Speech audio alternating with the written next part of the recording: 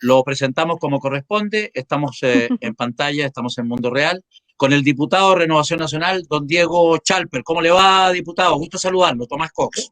Hola Tomás, ¿cómo estás? Juan Ignacio, gusto de saludarlo. Usted Tomás siempre de azul, ¿ah?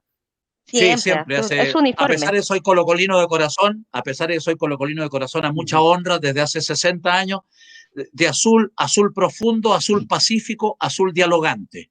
Muy bien, muy bien. Diputado, ¿qué pasó el domingo? ¿Quién ganó? ¿Ganó la izquierda? Este fue un paralelo al Partido Comunista. ¿Qué pasó? ¿Cuál es su diagnóstico? ¿Cuál es su opinión? ¿Cuál es su reflexión libre y soberana, diputado?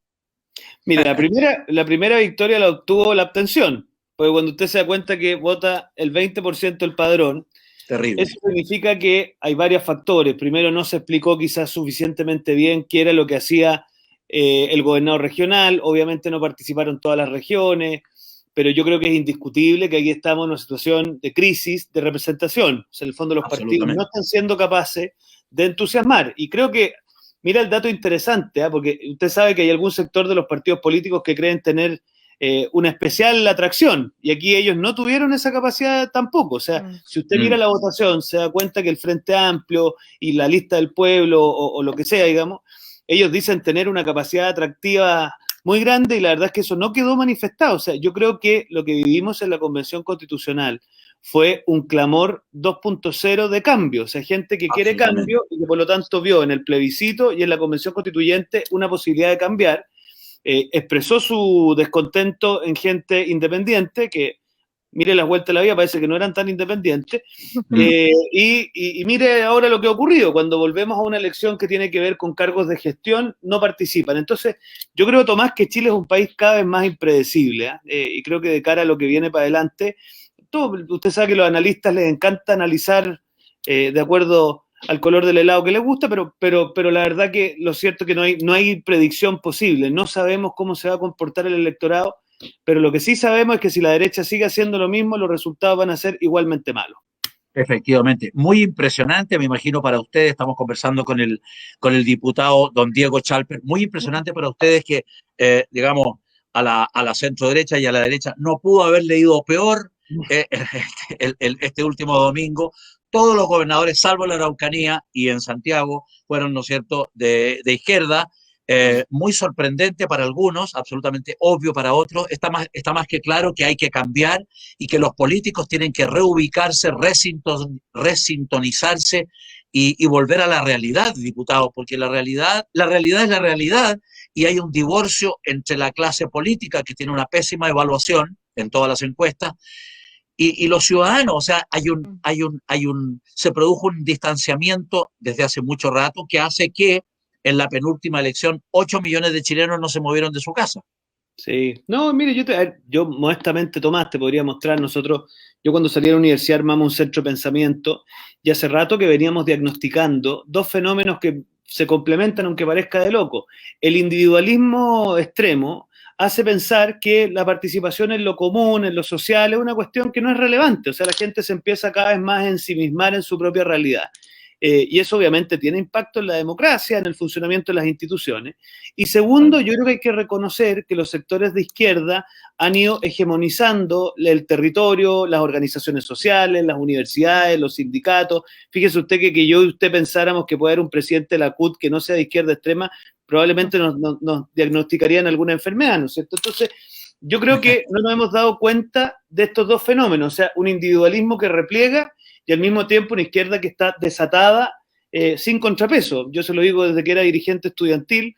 El Partido Comunista en la Confecha era de centro. Entonces, yo creo que hay que, y cuando usted me pregunta, ¿qué ha hecho la centro derecha los últimos 2 años en ese escenario? Bueno, más que fortalecerse, hacer trabajo territorial, disputarle a la centro izquierda esos espacios en donde se está configurando la cultura, nos vendieron que el camino para enfrentar esto era diluirnos. O sea, en el fondo, hacer propia la agenda de ellos como una especie de mala copia.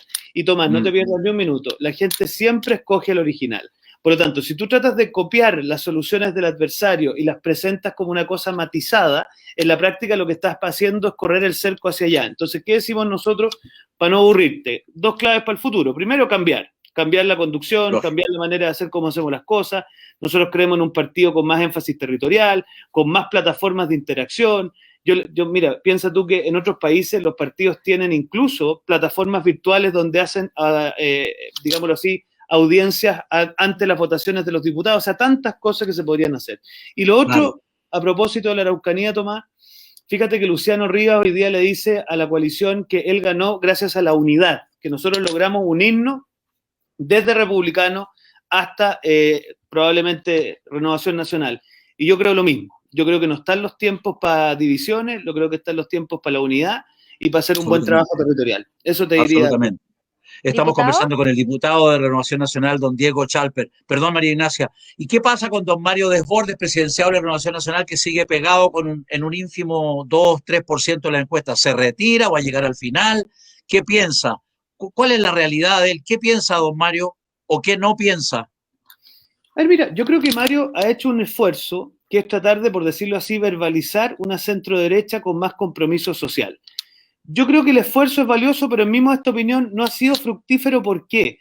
Porque tú no tienes por qué ser empático socialmente a costa de diluir tus principios.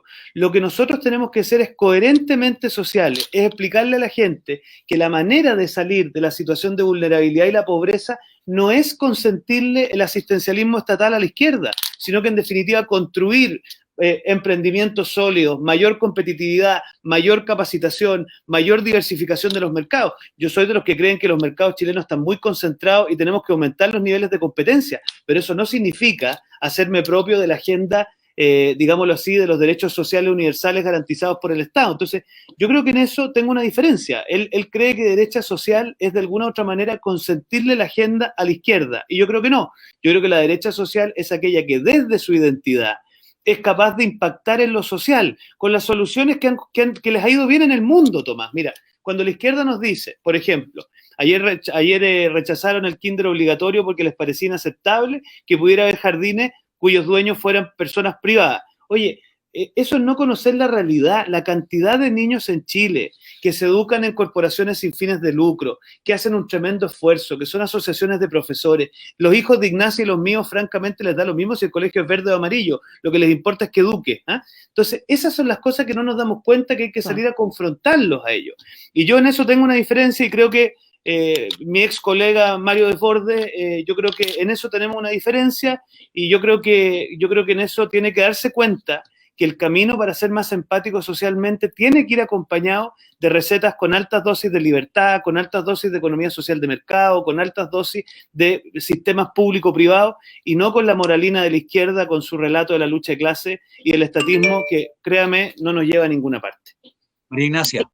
Diputado, sí, usted hace un par de horas salió publicado en diversos medios que comentó que usted siente que han perdido cerca de 1 billón de votos y la influencia de su sector político. Le pregunto, ¿cree que en las últimas elecciones a gobernador ese sector, cuando se refiere a que lo perdieron, votó por Claudio Rego o usted cree que se abstuvo? Y siguiendo con esa pregunta, ¿cómo cree que se va a comportar entonces ese sector y cómo lo proyecta para las próximas elecciones presidenciales?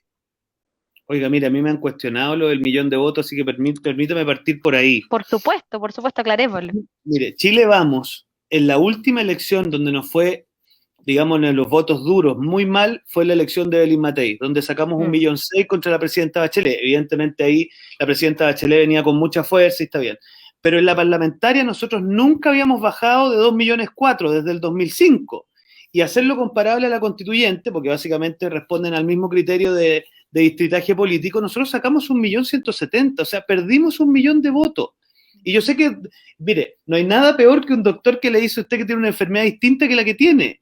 Y yo quiero diagnosticar bien la enfermedad para que apliquemos bien los remedios, porque si le digo a usted que está resfriado y en verdad tiene un problema al estómago, la verdad que el problema es mayor. Entonces, yo creo que lo que pasó este fin de semana fue que la centro derecha en la región metropolitana, enfrentada a la disyuntiva de una señora que además de ser tremendamente incompetente, con harto respeto, pero demostraba muy pocas competencias para su cargo, y además una visión tremendamente ideologizada, salió a votar por alguien competente. Si lo que pasa, a mí me encanta, porque cuando la izquierda hace ese tipo de acciones es participación del pueblo, y cuando lo hace la gente de la derecha es custodiar sus privilegios. Ese es el doble discurso que yo no le tengo por qué aceptar. La gente de centro derecha que quiere un país ordenado, donde las cosas se desenvuelvan con relativa normalidad, obviamente que privilegió a Claudio Rego antes que la señora Oliva, ¿o a usted le cabe alguna duda?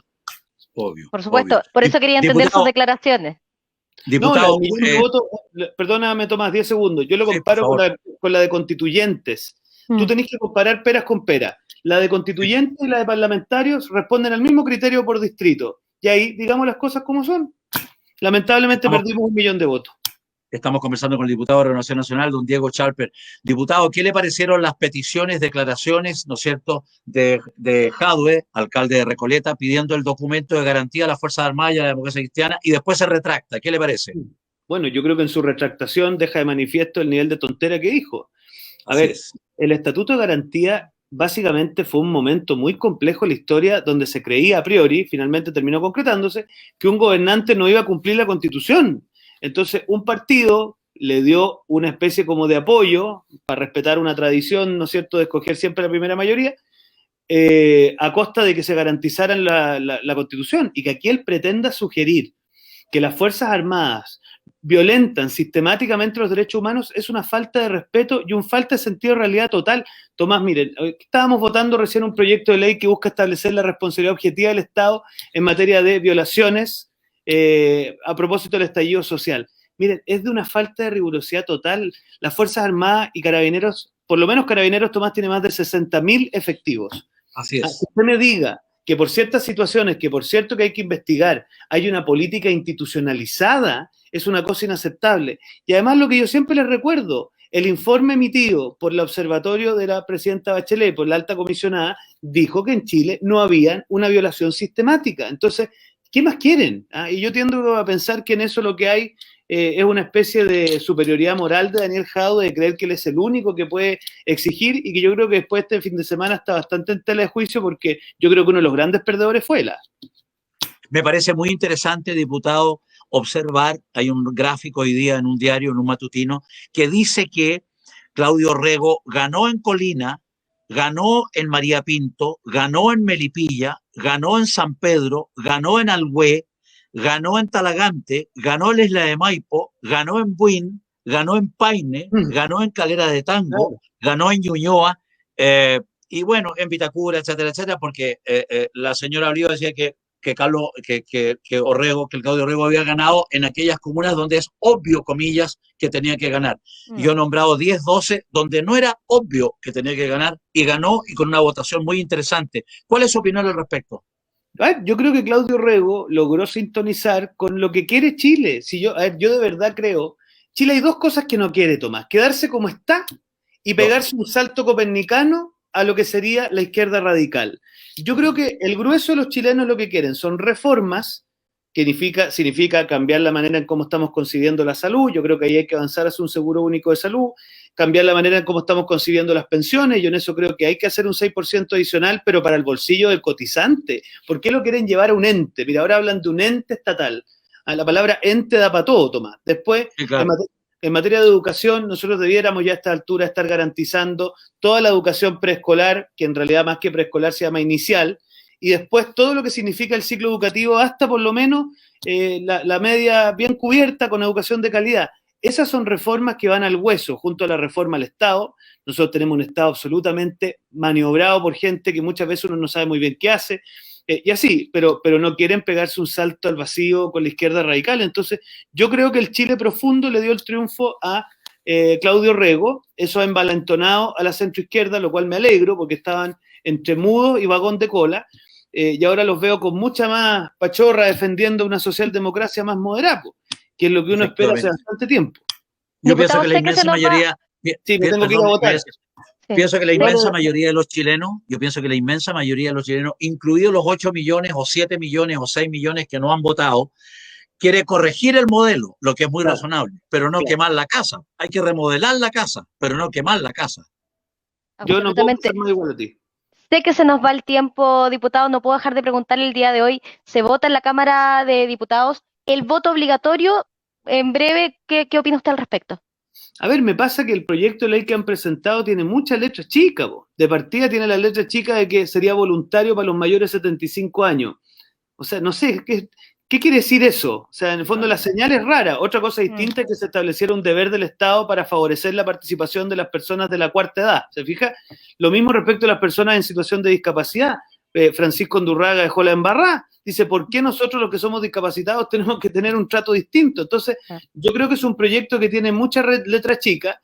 Vamos a ver cómo termina votándose. Yo soy partidario de no seguir improvisando, porque fíjese la cantidad de cambios que hemos introducido en los últimos meses, una cosa de loco.